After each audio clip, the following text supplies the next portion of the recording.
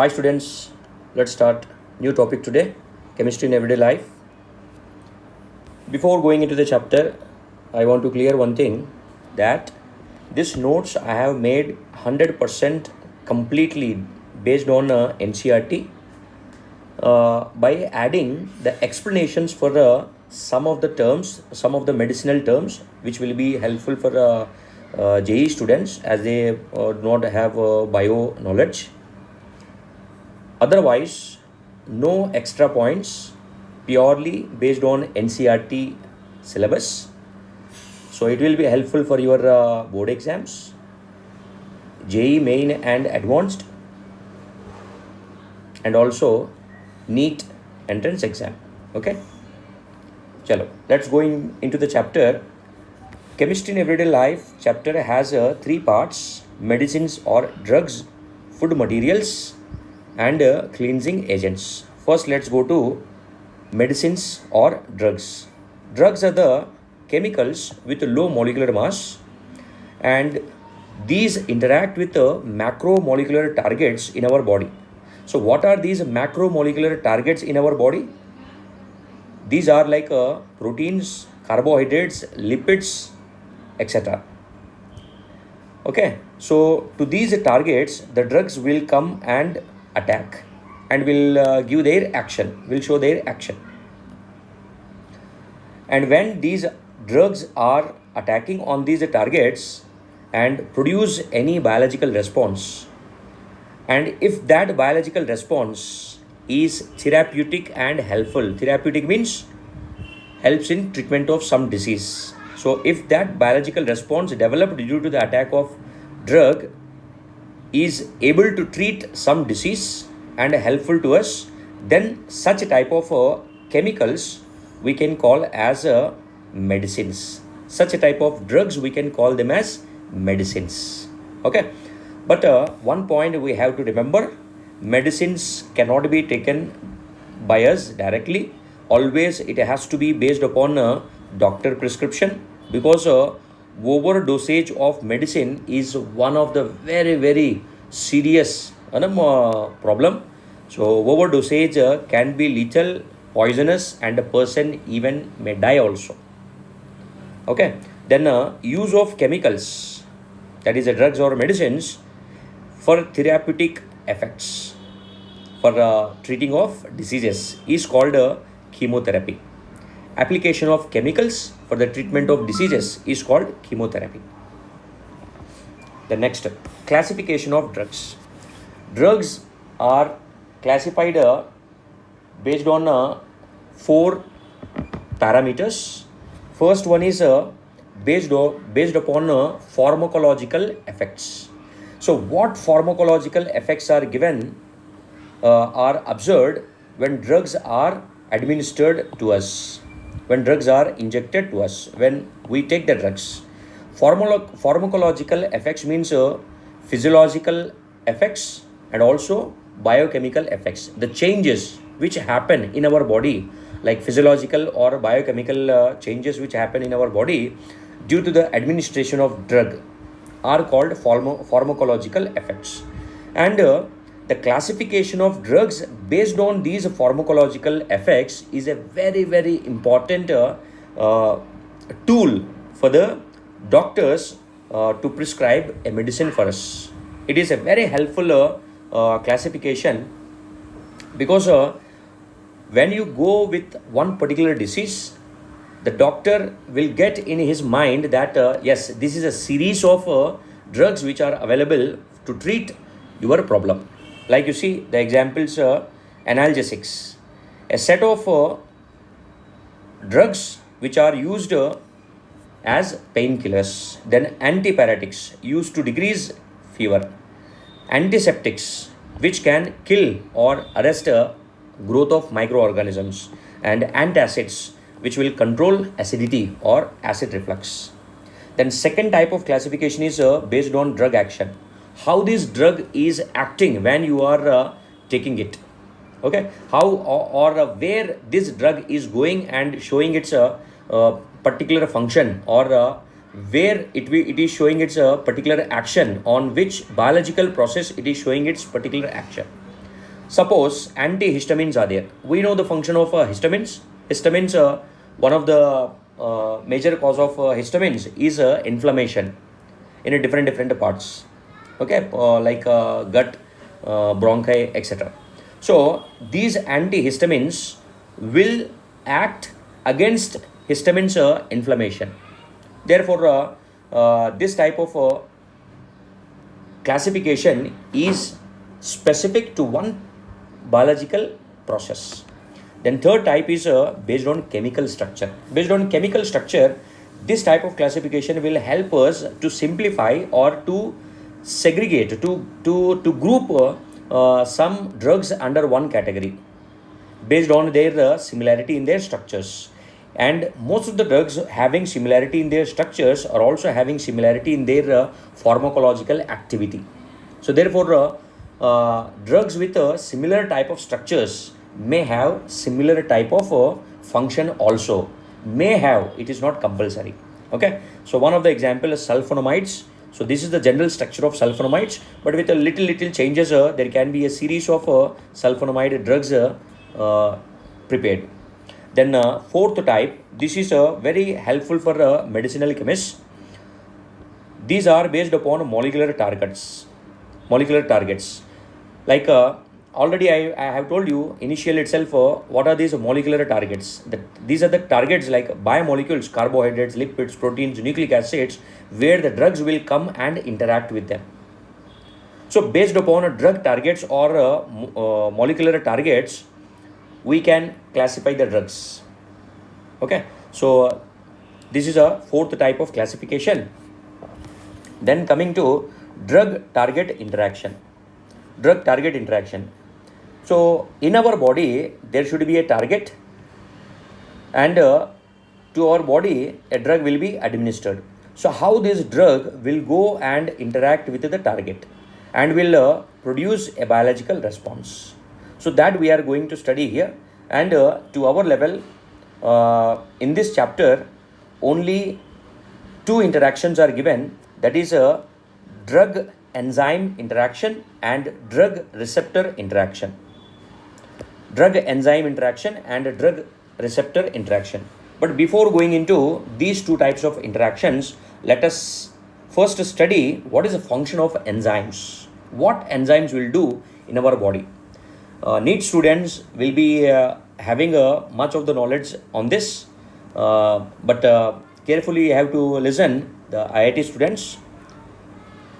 Enzymes are basically proteins, and like how the chemical reaction in a laboratory will be catalyzed by some compounds, in our body enzymes are the biocatalysts which will catalyze or mediate the biological process. The biochemical reactions are happening in our body.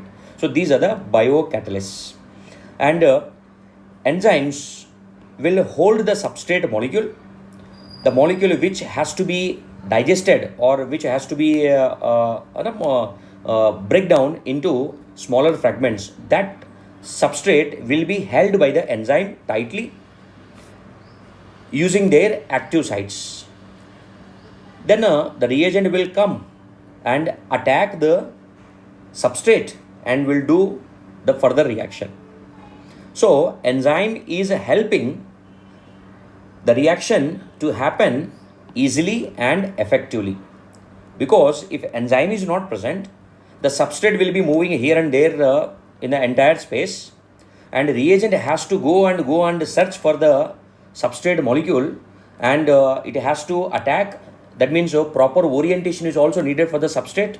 Therefore, most of the attack by the reagent will become failure. So to make the efficiency better, what the enzyme will do is it will hold the substrate molecule so that the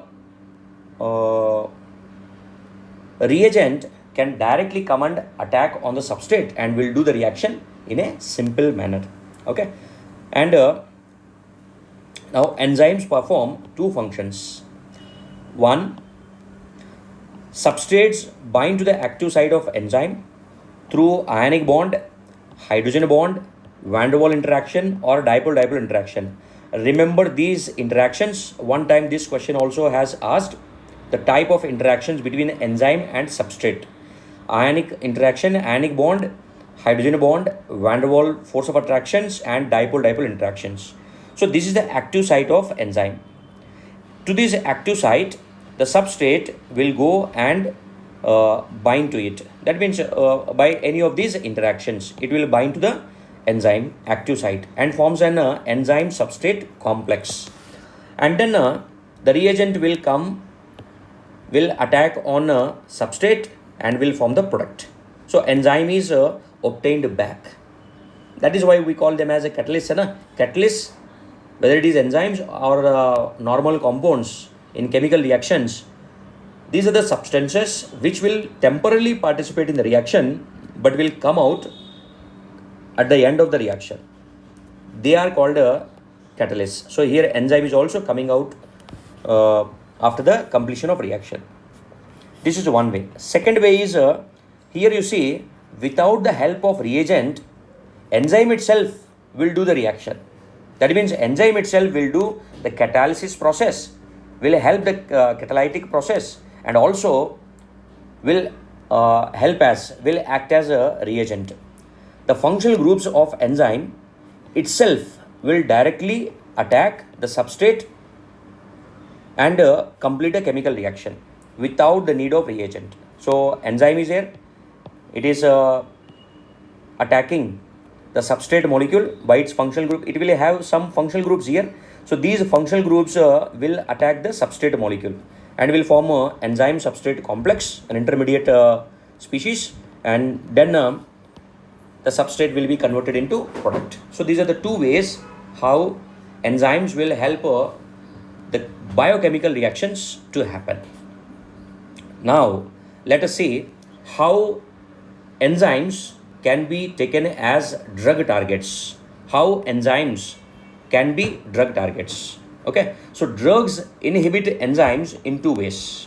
We have already taken a drug enzyme interaction. Under this drug enzyme interaction, I will put the heading also.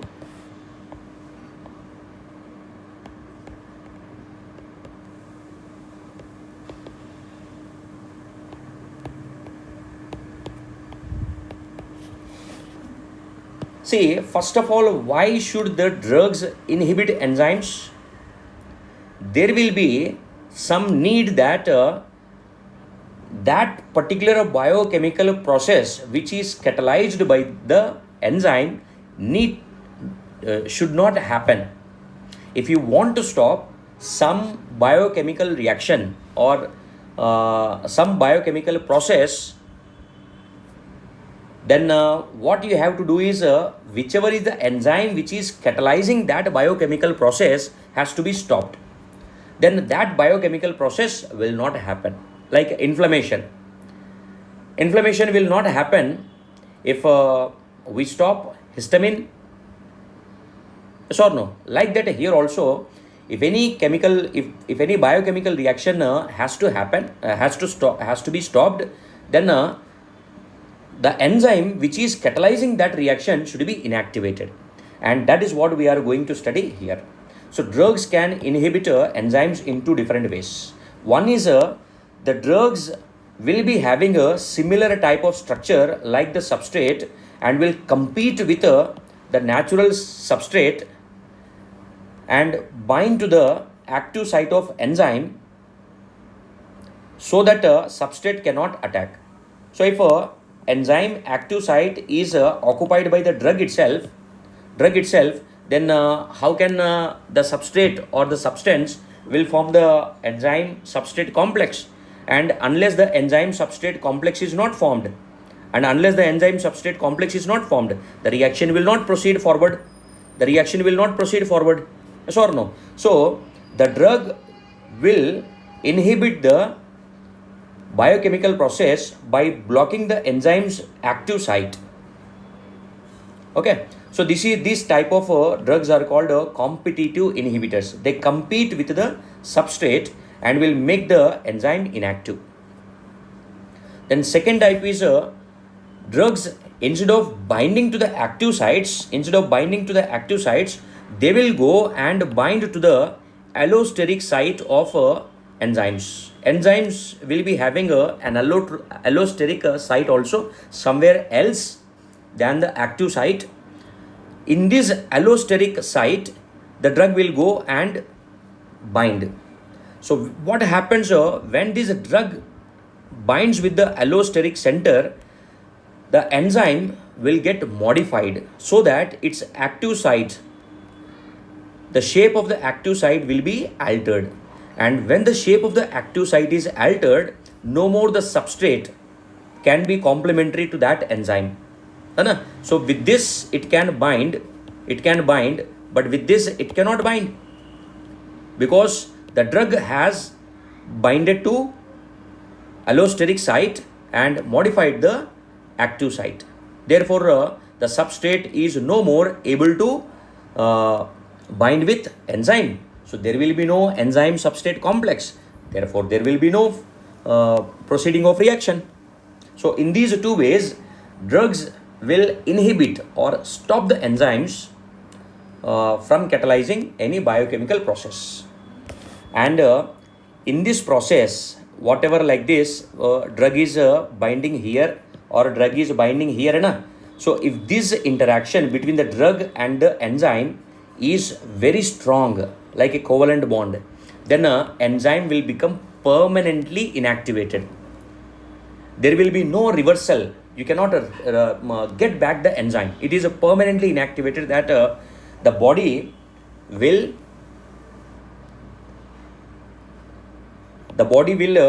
degrade such type of complexes, because it is unnecessary. Now after the problem is resolved, you want the enzyme back, yes or no? So but enzyme is permanently deactivated. So for that purpose, you have to completely, the body will completely degrade that complex and will synthesize a new enzyme in its place.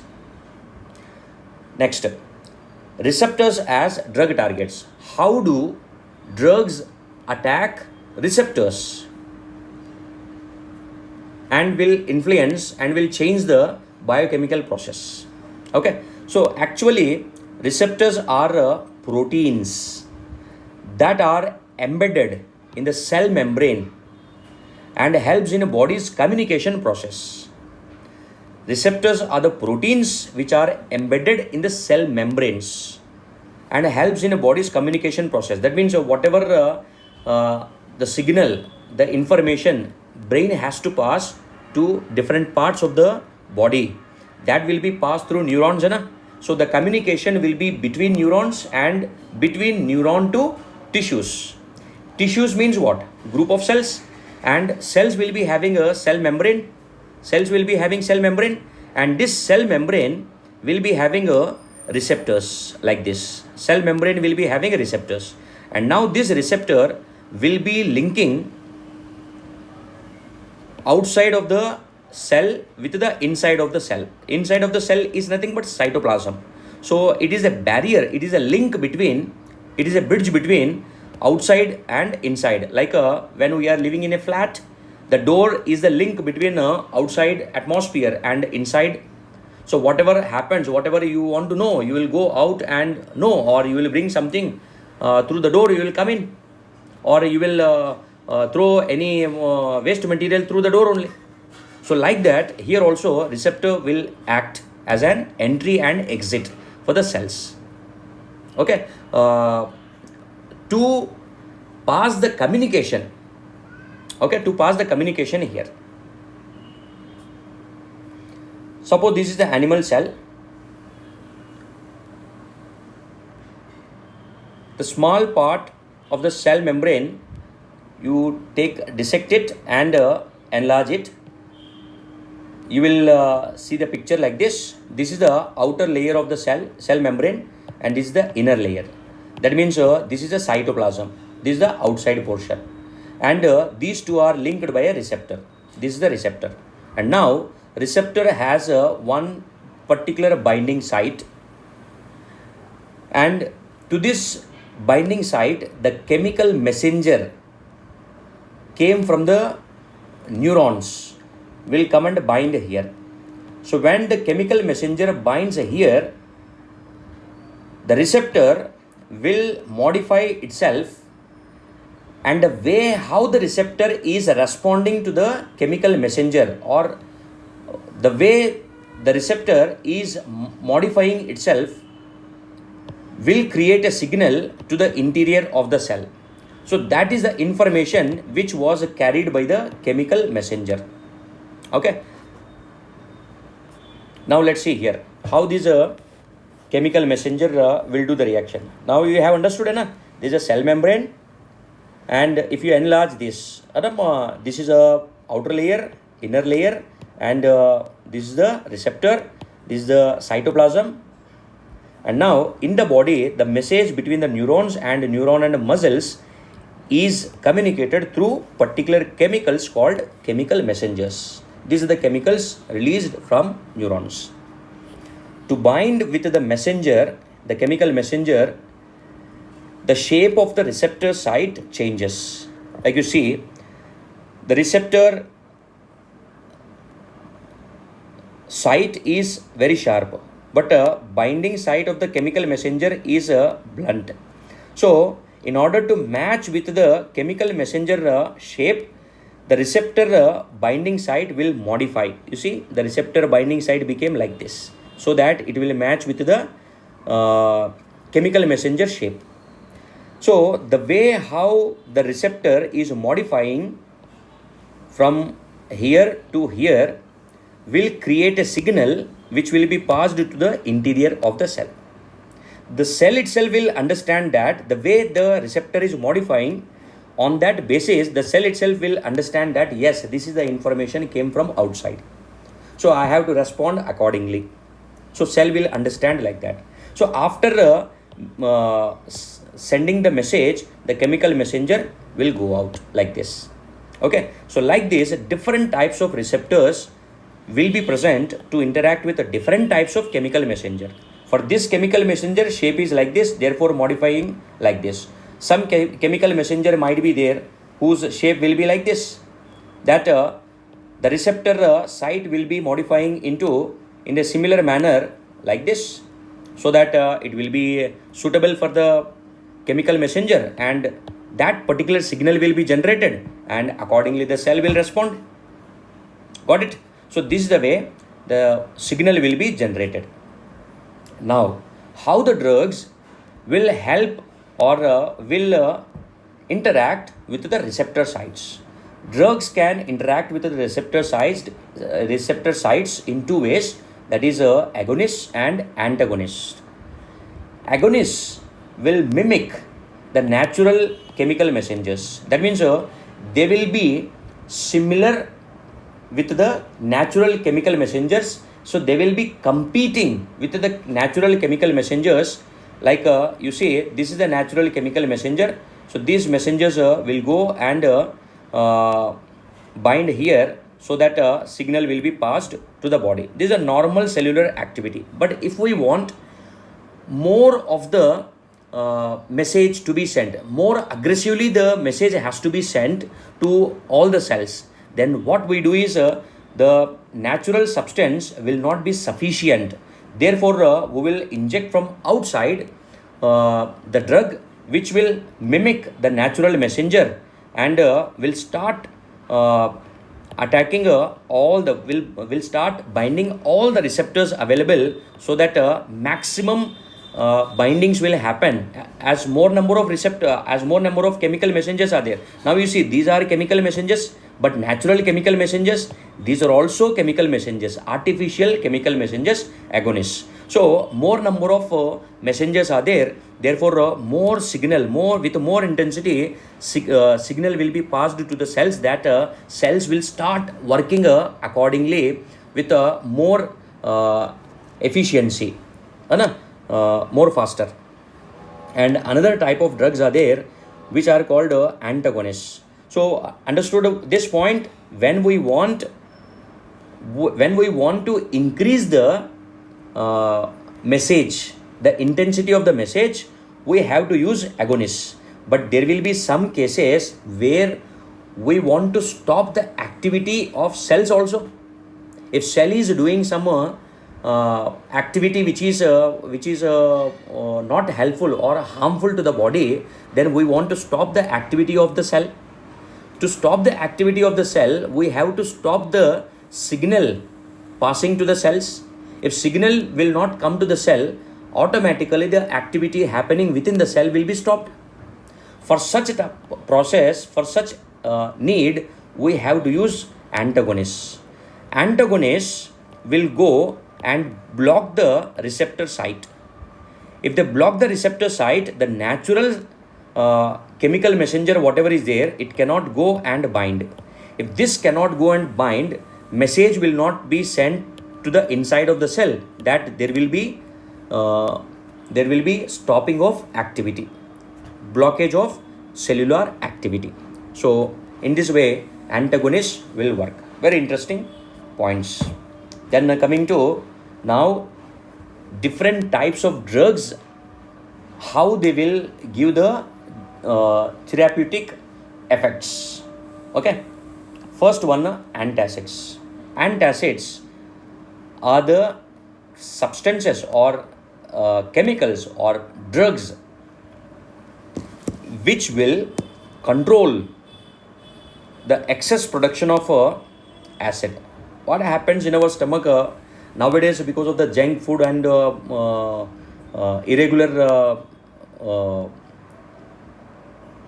food taking timing and irregular sleep or less amount of water intake, all these are making responsible acidity in many of the people. It has become one of the very major type of problem, irrespective of the age.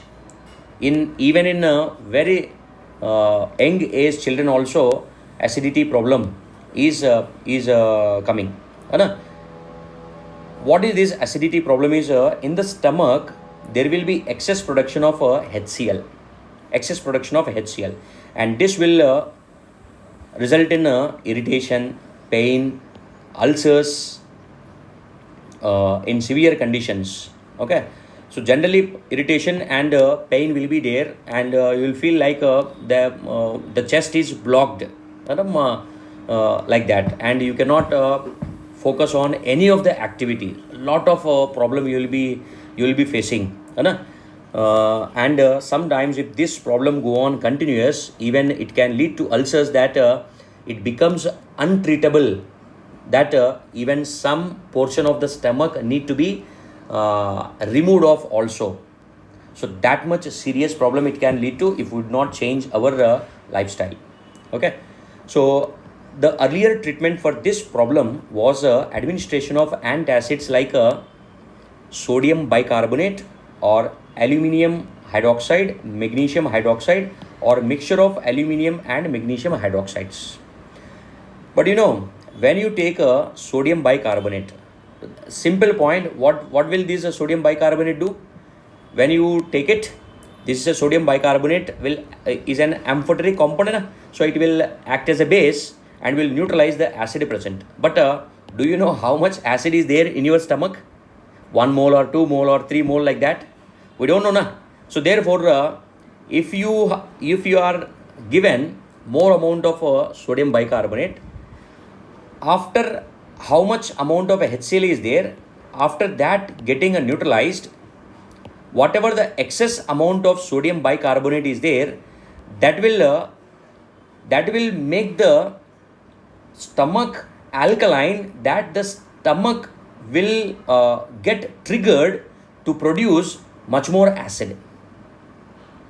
Understanding? If sodium bicarbonate is taken in excess, first it will neutralize. You will feel that yes, the problem got resolved, decreased, but again the acidity will start, because the leftover bicarbonate will trigger the stomach to produce more acid. Okay, but when you are administered with aluminium hydroxide or magnesium hydroxide, actually what these are, how much acid is present, that much will react with that acid will react with aluminium hydroxide or magnesium hydroxide. That much amount of aluminium hydroxide will react with the acid, and the leftover amount of aluminium hydroxide will remain insoluble. So when it is not going into the solution, then it will not have its effect. Yes or no? It is present, the excess amount of aluminum hydroxide or magnesium hydroxide is present as a precipitate, that it will not affect the pH of the solution or pH of the liquid present in our stomach. Therefore, the metal hydroxides are better antacids than bicarbonates. But do you know just what you are doing here? What you are doing here? By taking sodium bicarbonate or magnesium hydroxide or aluminum hydroxide, you are just neutralizing the acid released in the stomach.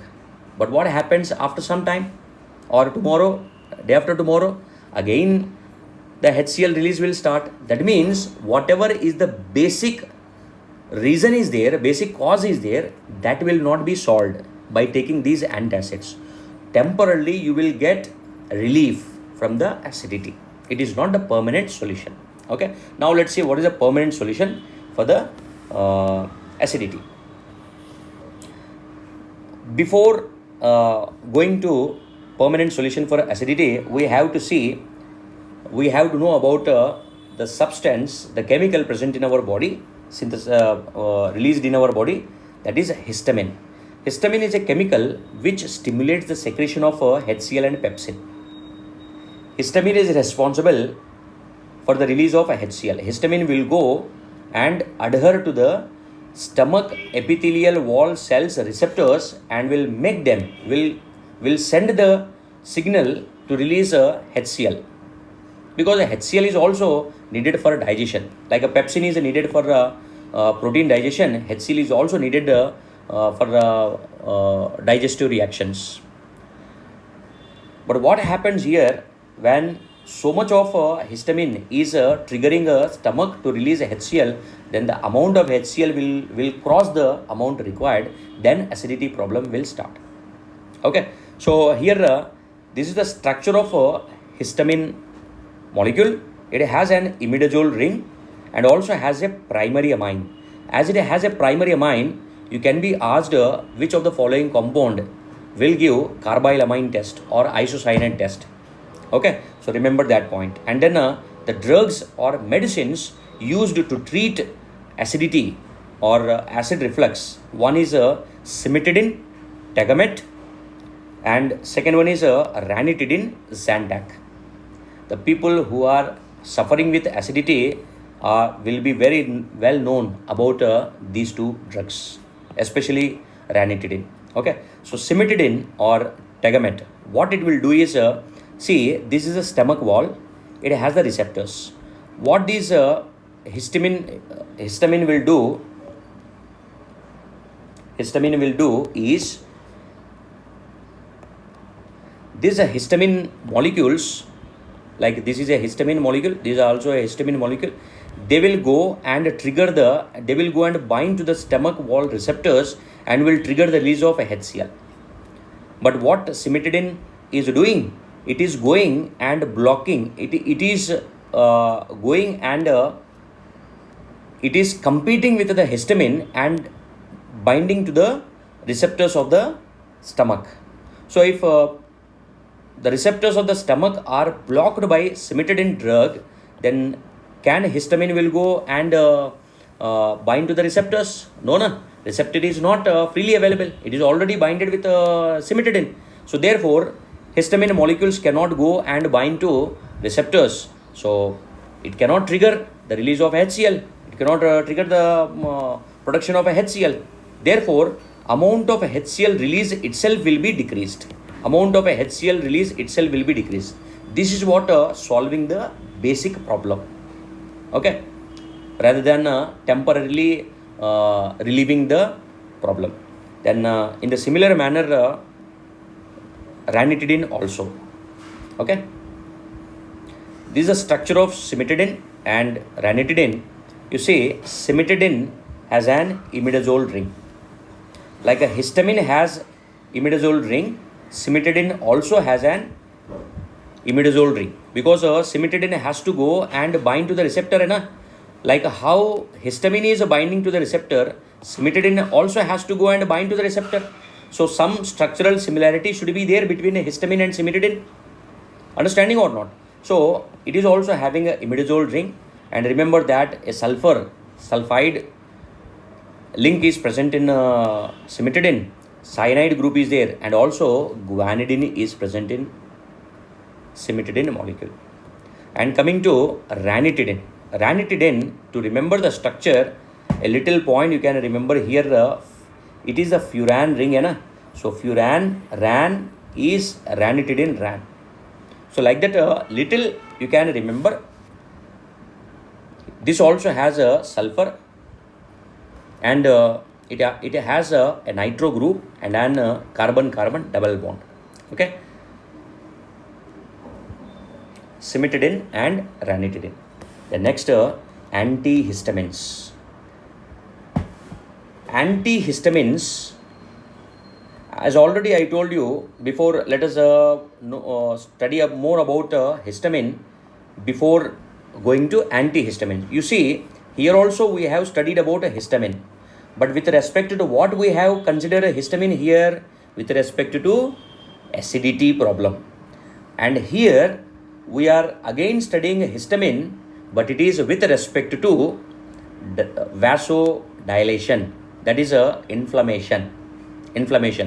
The another activity of histamine, see, different chemicals in our body will be having a more than one function.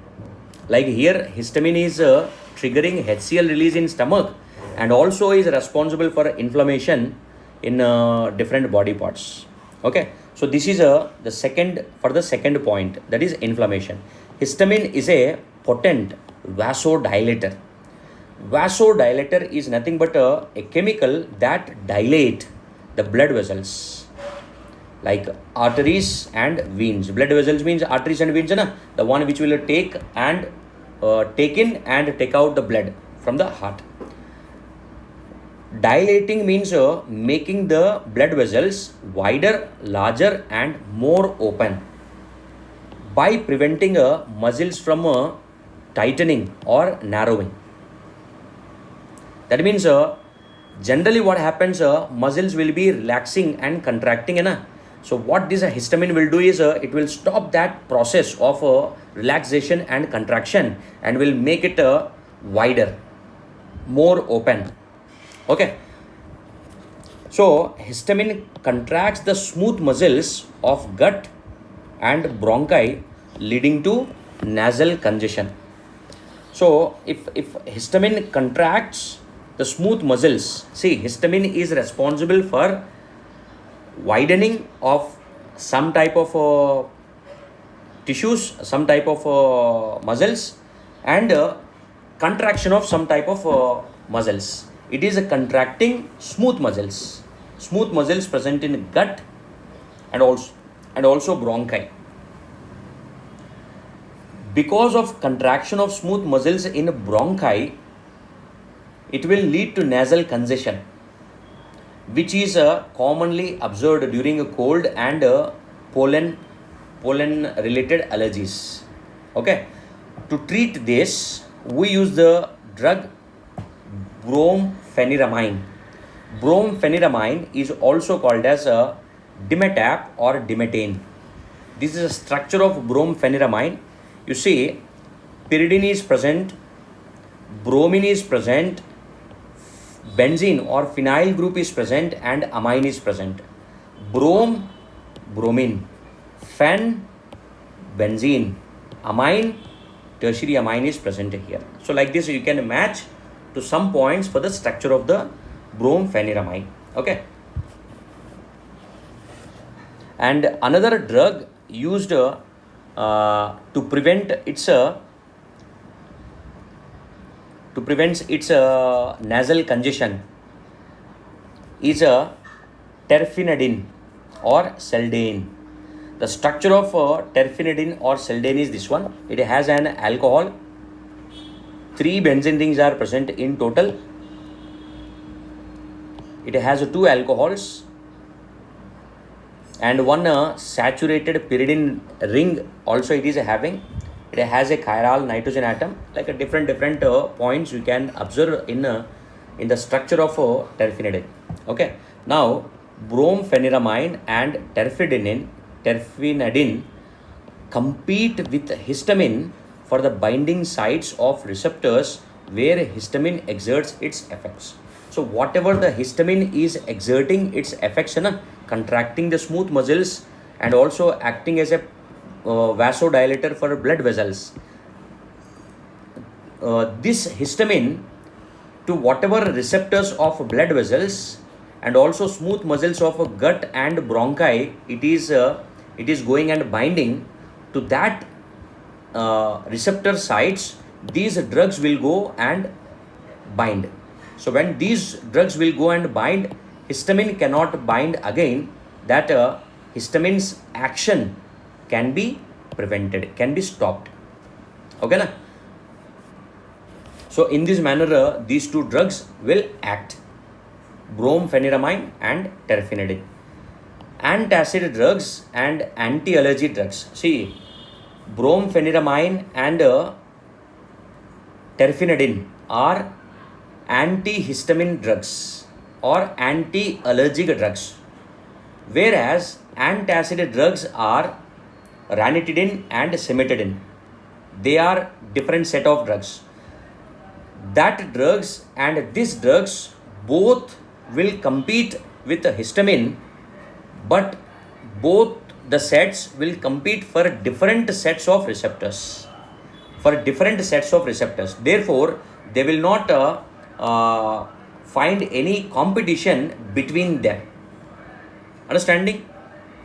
Antacid drugs response is their function is to go and block the receptors in stomach, which if they are binded by histamine will be responsible for release of HCl, whereas these terphenadine and brompheniramine drugs will act as antihistamine or anti-allergic drugs, that they will go and they will compete and go and bind to the receptors present in bronchi, gut and blood vessels, so that histamine will be blocked. Okay, so they are working for different receptors, therefore competition between them cannot be expected. This is the first part of chemistry in everyday life. We'll meet with the second part. Thank you.